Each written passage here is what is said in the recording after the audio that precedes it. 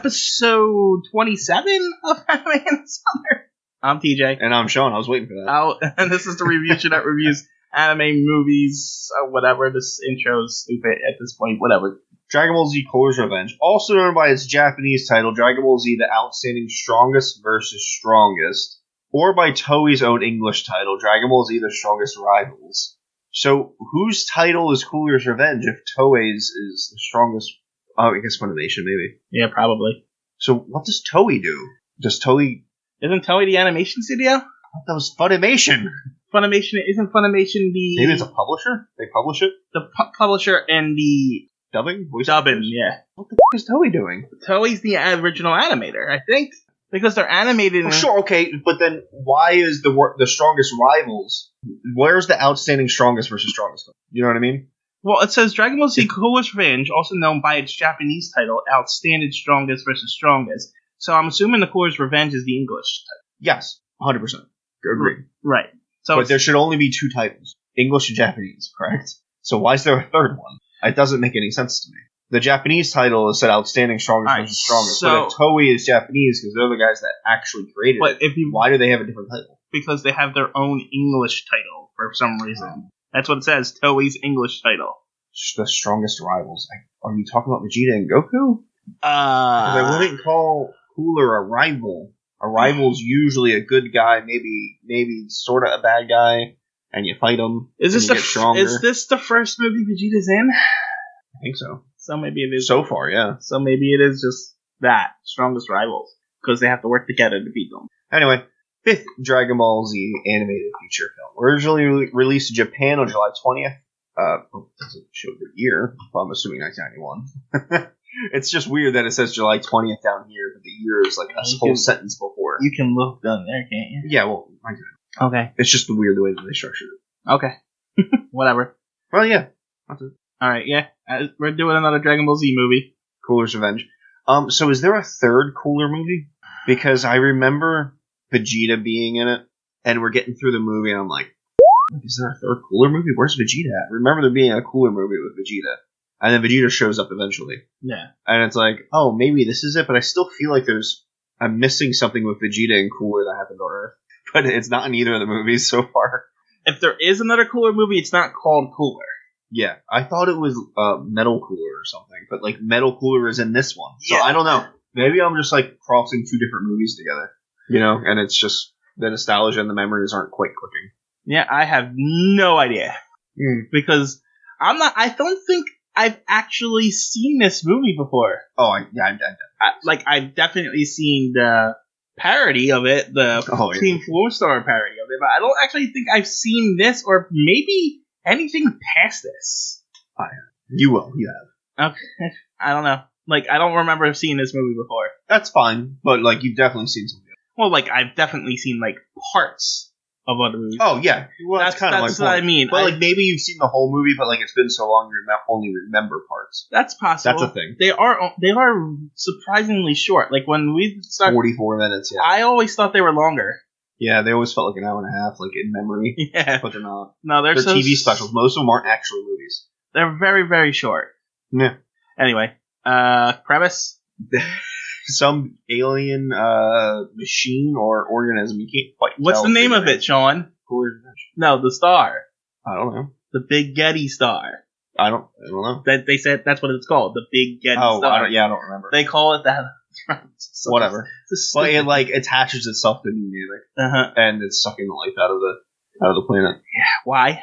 I don't really know. I think it's inferred that the computer organism thing that infects Cooler is working with him, and it just wants more energy for some reason, so it attaches itself to a planet.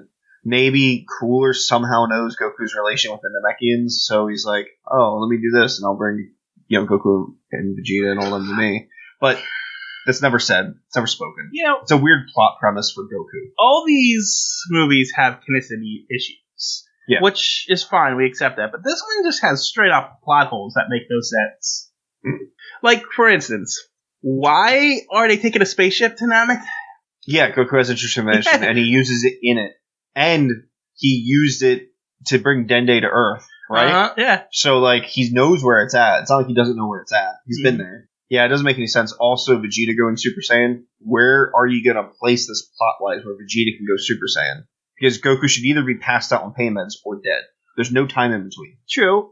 Well, second question about Vegeta. Was he in the spaceship? How did he get there? Oh, so at the end, he had his Saiyan pod. Oh, he had his own spaceship. He was leaving, and he had his Saiyan pod, and he had a little microchip from Cooler, and he crushed it. So did he follow them? I guess. I mean, he is kind of riding his coaches. I know, but still. He just shows up out of nowhere. We don't see him at all. Maybe they need me. It would have been an interesting subplot if he was originally going there to, like, use the Dragon Balls for some reason. Yeah. That would have been kind of interesting, but yeah, they didn't. And then there's the fact that Cooler can use instant transmission. Yeah. Oh, it's one of my favorite techniques. Yeah. When did he learn that? Because he didn't use it in the last movie. He's way better at using it than Goku, but somehow doesn't continue to use it after, like, their instant transmission point.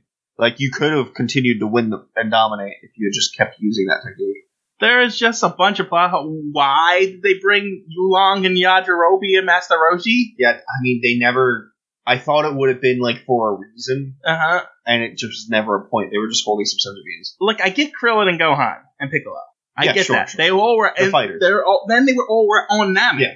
So, they have friends. But the other three make no sense. There's no reason for any of it. It's just movie fluff. Yeah, it certainly is. Like trailers, like, ooh, look, Master Roshi's on New Namek. You know what I mean? Like, you could potentially market the movie in a weird way to get people interested. Yeah. And then, like, they don't even...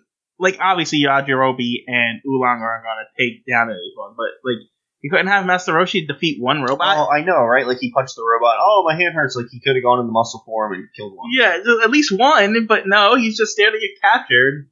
It's like, what's the point? Krillin gets his ass kicked, too, right away. They have to, and the way they beat the robots, the minions are cooler, is, like, focusing their energy in their points of contact, so, like, their fists when they go to punch. Punch harder. Well, you're focusing energy into it. I get that, because energy is a thing. Yeah, but they weren't doing that before. They're martial artists. Apparently not. So their plan was punch harder. It's something they never thought of before in Dragon Ball history. Putting energy into their... Uh-huh. They just use the energy to let it flow from their hand instead of it just... And why is the energy blast coming from their hand not destroy the robot, but when they focus it into their hand, well, it does? Focus it on. Focus more energy into the blast. Oh, okay. And like, Piccolo was like, I think I have a way to beat them. Focus your energy into whatever. And like, I was like, oh, special beam hand incoming. Nope.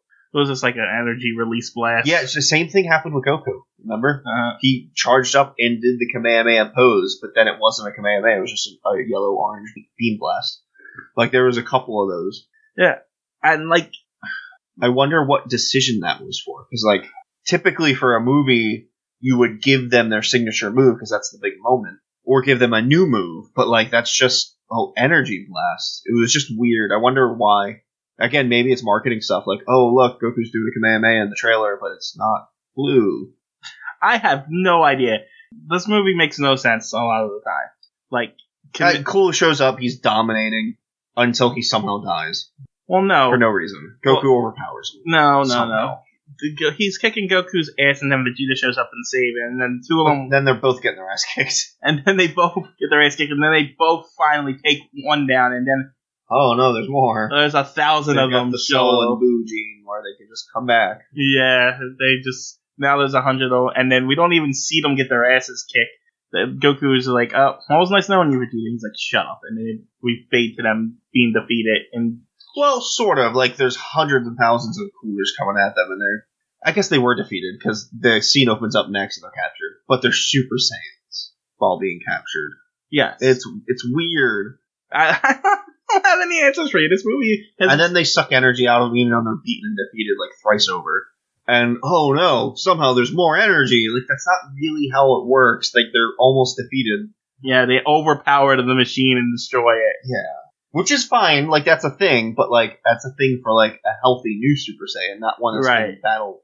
But to be fair, they did just wake up, so they did recover, so it may be...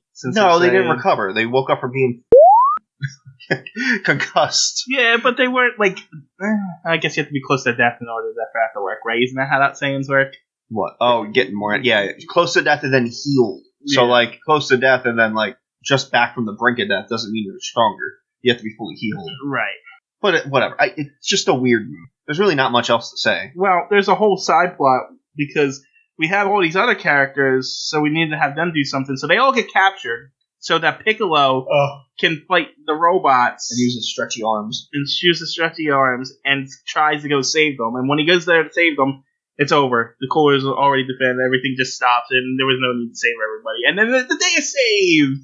And then, they presumably get back on the capsule. They get on the capsule, and then the end scene is Vegeta crushing the microchip. I didn't like this movie. It wasn't good. There was too many plot holes. And Goku, like, when he first shows up and sees the machines before he knows it's cooler, he's like, I'm gonna give you a chance to leave, because I'm righteous, and if you don't leave now, I'll be forced to fight you. And it's just weird. It's robots. Yeah, but even if it's not robots, maybe they could be alive robots, but it's like they're enslaving people and killing. Like, just go fight them. Right, go fight them. I mean, no one would say, "Oh, I'm sorry." And it's not like Goku's one of those heroes that doesn't kill people. Yeah, you know what I mean. He murders almost every villain he comes across. Well, any villain that doesn't join up. Yeah, there's and even then, Frieza joined up. Even so, like, but he didn't murder Frieza. Sorry, he tried. Plot points. Unless this character has plot points, he killed them. Like, didn't he murder the entire Ginyu Force? Essentially. So, and Nappa. Frieza killed Captain, or not Frieza, Vegeta. Yeah, Vegeta killed Captain Ginyu, and then he killed Nappa. Goku did. No, Vegeta killed Nappa. Yeah, he killed the Ginyu Force though. Mm-hmm. No, Vegeta killed the Ginyu Force. Not all of them. Yeah, well, Goku defeated them, and as they were knocked out, Vegeta went over and finished them off. You're right. I believe he killed one of the guys in the Babidi Saga.